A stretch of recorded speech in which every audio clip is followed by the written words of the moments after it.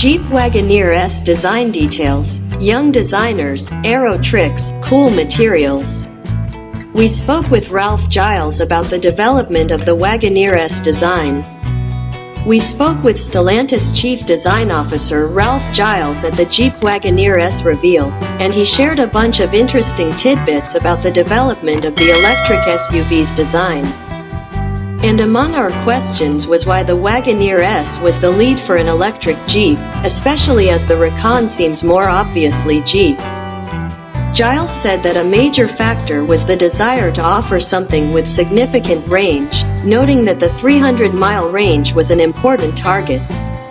That naturally lent itself to something lower and more aerodynamic.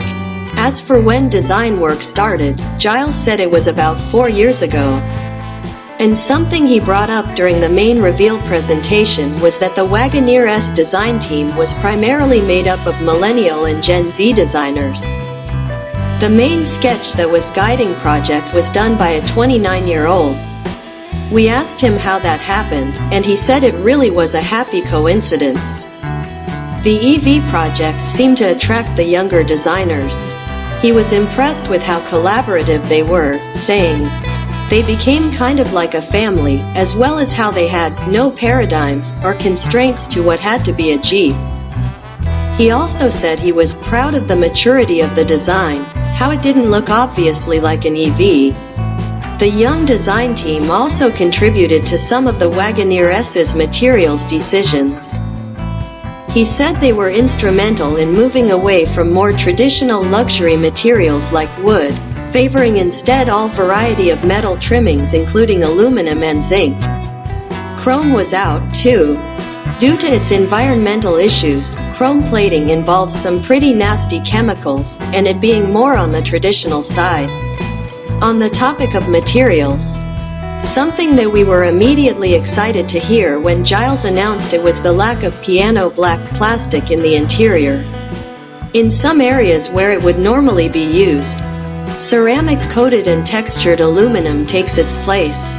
Gilles told us that this was partly due to customer feedback regarding fingerprints and scratches. He even told us that Jeep actually gives new Wagoneer owners microfiber cleaning cloths to help keep the panels clean in those SUVs. Aerodynamics are of course an important factor in an EV to get range, and especially for the Wagoneer S with its 300-mile target. Key to getting there was the R-wing, which hides the Wagoneer S's sloping fastback.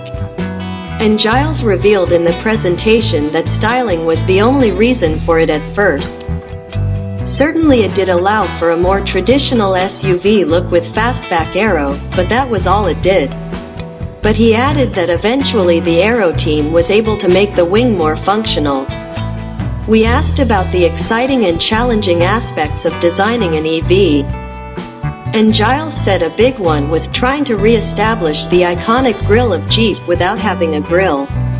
He welcomed the freedom of not worrying about cooling, but then what do you do with things like that piece of design iconography? Indeed, the Wagoneer S grille is solid, and what the team did was fit lights above the grille slots that would reflect the light back out. We asked if they had thought about doing something like on the Charger, which employs the R-wing idea to the front grille. Gilles said that wasn't an option for the Wagoneer S as having a usable front was important on a utility vehicle, and a pass-through grille with vent would eat into that. One of the last things we asked about was the Trailhawk concept and the story behind it. Turns out, it was a pretty recent development.